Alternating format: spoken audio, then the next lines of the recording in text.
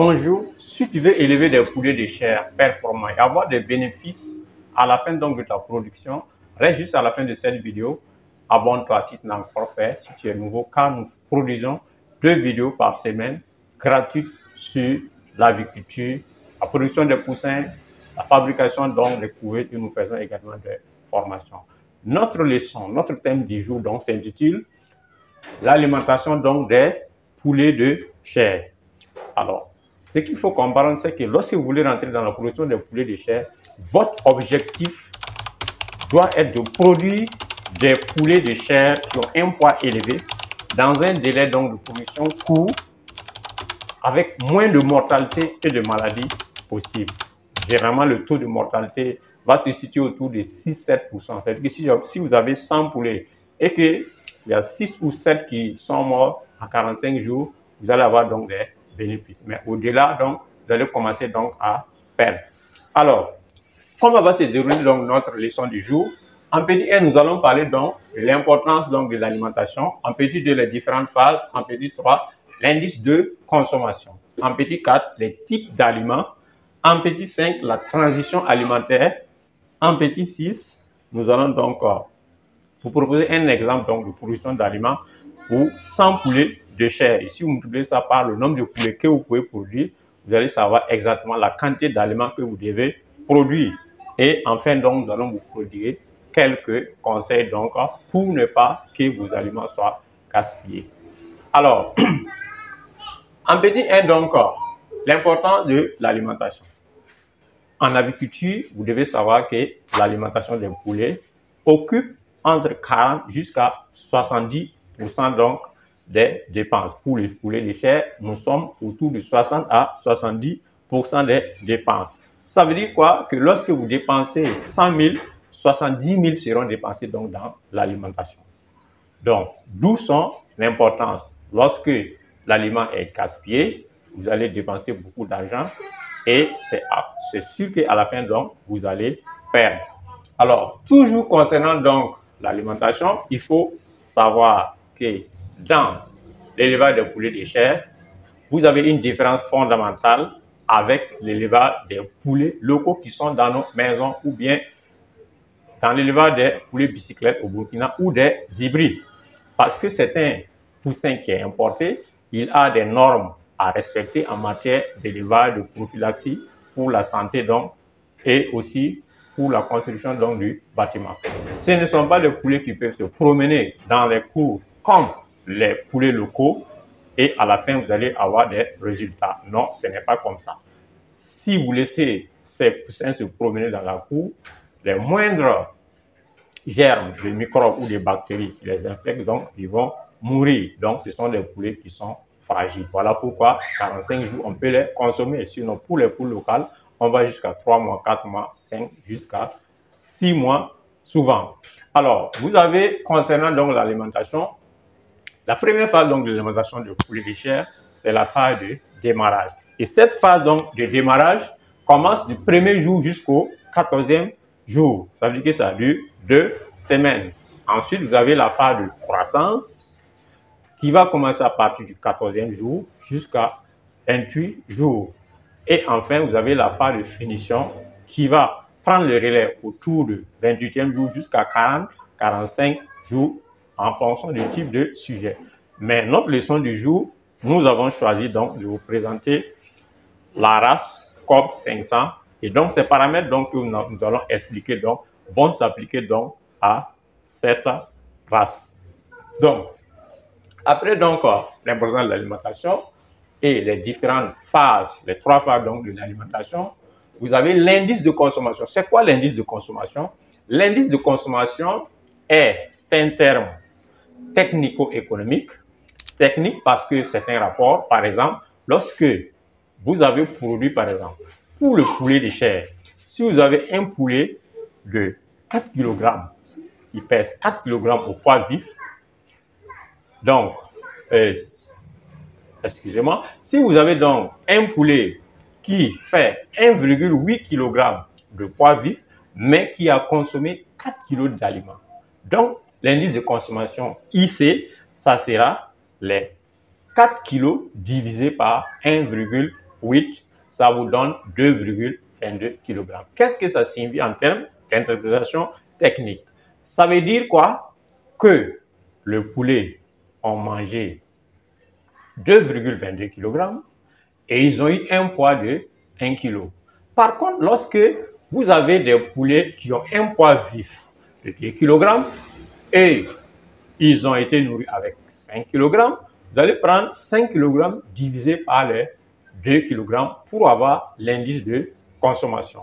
Plus l'indice de consommation est faible, plus vous allez gagner, plus l'indice de consommation est important, vous allez donc perdre. Ça veut dire que si le poulet mange beaucoup, ça veut dire que si vous avez 6 kg par exemple, si les poulets ont mangé 6 kg et produisent un poids de 1,8, si vous faites donc le rapport de ça, ça vous fait 3,33 kg. Si vous prenez donc le kilo d'aliments en moyenne autour de 400, vous allez multiplier les 400 par les 3,33, ça vous fait autour de 1300 francs. Alors que celui qui a été performant, qui a produit les mêmes poulets, 4 kg au lieu de 6, et il a eu 1,8 comme poids vif de poulet, lui, il va avoir un indice de 2,22. Multiplié par 400, vous fait 888 francs. Donc, multipliez ça par 100 poulets, entre les deux, vous avez une différence de 40 000 francs pour celui qui a été performant au bout de 45 jours. Vous voyez que ça fait beaucoup d'argent. Donc, l'indice de consommation est très important. Lorsque l'indice de consommation est trop élevé, les poulets ont trop mangé, il faut détecter donc les signes, chercher donc les causes pour remédier donc vite à cela. Alors, une fois donc expliqué l'indice de consommation, vous avez donc les différents types d'aliments donc que vous allez donc donner donc à vos poulets. Donc, à savoir donc l'aliment de démarrage, l'aliment de croissance et l'aliment donc de finition. Et chaque type d'aliment donc a une phase donnée à son importance. Voilà pourquoi on dit démarrage, les poussins, ensuite les poulettes, la croissance, la phase de croissance et ensuite la finition. Donc, veillez à ce que vous ayez un mélange homogène parfait où chaque phase, pour avoir des sujets bien portants qui vont bien grandir, avoir un poids élevé avec moins de mortalité. Alors, une fois la transition, une fois les différentes phases expliquées, la transition alimentaire, c'est quoi? La transition alimentaire marque une phase entre l'alimentation donc des poulets. Par exemple, si vous commencez donc à nourrir vos poulets pendant la phase de démarrage, donc il ne faut pas brusquement donc changer de phase et donner directement l'aliment croissance au poulet. Ça veut dire que vous avez mis l'aliment de démarrage et brusquement vous venez vous remplacer ça par l'aliment de croissance. Ça, ce n'est pas bon parce que ça va créer donc des problèmes de digestion donc au poulet parce qu'ils ne sont pas habitués. Ce que vous allez faire, le premier jour, lorsque vous voulez rentrer dans la phase donc de croissance, par exemple le démarrage, on a dit que la phase de démarrage, ça va commencer le premier jour jusqu'au 14e jour. Au 14e jour, vous voulez maintenant commencer à mettre l'aliment de croissance. Ce que vous allez faire, vous allez mettre 2 tiers de l'aliment de démarrage et 1 tiers pour l'aliment de croissance. C'est-à-dire que vous allez prendre l'aliment de démarrage, vous divisez donc en 3, vous prenez 2 parties pour l'aliment de démarrage, une partie pour l'aliment de croissance. Au deuxième jour, vous allez mettre un demi, 50% pour l'aliment de démarrage, la moitié aussi pour l'aliment de croissance. Au troisième jour, vous allez mettre un tiers, vous divisez par 3, mais cette fois-ci, vous allez prendre le tiers pour l'aliment de démarrage et les 2 tiers pour l'aliment de croissance. Le 4e jour maintenant, vous pouvez mettre 100%. Tout devient maintenant l'aliment de croissance. Quand vous procédez comme ça, la digestion devient facile donc au poulet et il ne va pas avoir de problèmes de maladies liées aux troubles digestifs. Alors, après donc cette phase donc de transition alimentaire, alors nous allons donc vous donner des exemples par rapport donc à la production de 100 poulets de chair. Par exemple, quelqu'un qui veut produire 100 poulets de chair en matière d'alimentation.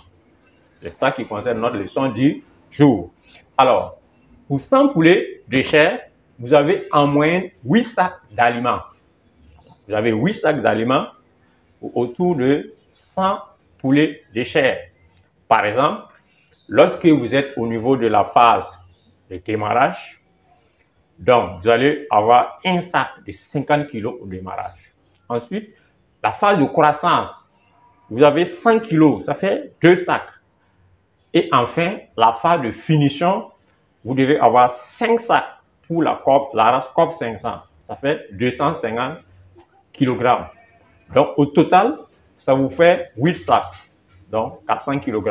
Donc, il vous faut 400 kg pour nourrir 100 poulets de chair en 45 jours qui peuvent avoir autour de 400 kg pour vendre. Voilà, vous appelez les vendeurs avec un taux de mortalité de 6%. Cela veut dire quoi? Que le prix moyen donc, de l'aliment va vous revenir autour de 400 francs. Donc, 400 francs le kilo. Donc, si vous arrivez donc à produire des poulets de chair en 45 jours et le poulet pèse 4 kg, vous allez multiplier 4 multiplié par 400, ça vous fait 1600 francs. Ça veut dire que vous avez produit donc le poulet de chair pour ce qui concerne l'alimentation à 1600 francs pour l'alimentation. Ensuite, il y a d'autres dépenses. La prophylaxie, les vaccins, le chauffage, hein, voilà, et puis peut-être le bâtiment. Donc, en tout, vous allez être autour de 2000. Voilà, pour produire un poulet de chair, vous allez être autour de 2000 francs.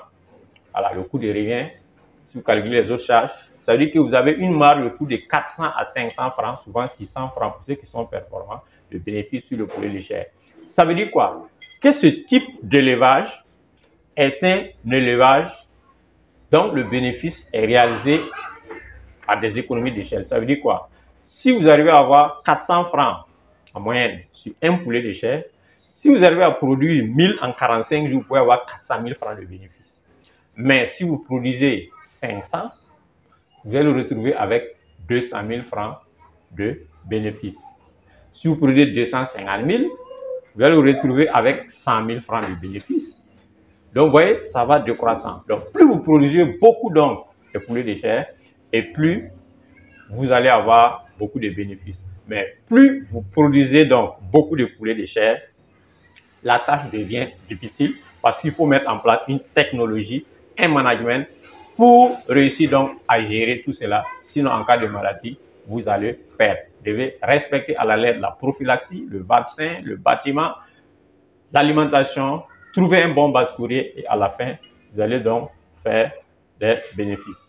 N'oubliez pas, donc, si vous finissez la phase de transition, les autres phases aussi, pour la phase de finition, vous allez aussi réaliser donc la même transition alimentaire qu'on avait eu à expliquer. Donc, la phase de croissance, vous allez faire les mêmes 2 tiers, 1 tiers, 1 tiers, 100% pour donc arriver donc à la fin. Et ce qu'on peut ajouter aussi, alors, évitez donc de remplir les mangeoires avec de l'aliment parce que ça va créer le gaspillage. L'indice de consommation, c'est mauvais, ça va créer le gaspillage.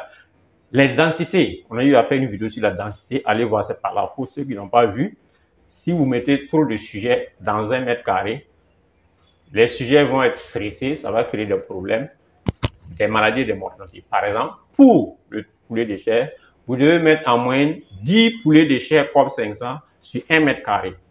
Donc, si vous partez au-delà, 15 ou bien 20 comme ça, les poussins, ils vont grandir, ils vont occuper plus d'espace. Donc, et à la fin, vous allez avoir un problème de surpopulation. Et cette surpopulation va créer quoi? Les sujets ne pourront pas bien manger. Ils vont se battre entre eux, créer le cannibalisme, ils vont se piquer.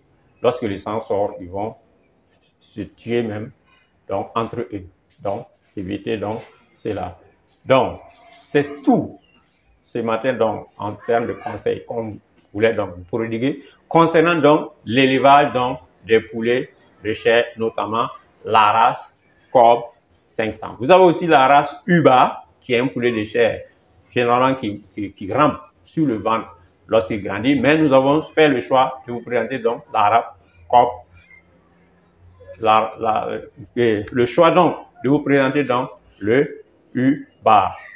Merci donc de vous abonner. Laissez-nous un commentaire si vous avez donc des préoccupations par rapport à certains thèmes donc, de l'élevage et nous allons vite vous répondre. Partagez la vidéo pour les solutions. C'est ensemble qu'on peut réussir et c'est l'Afrique qui gagne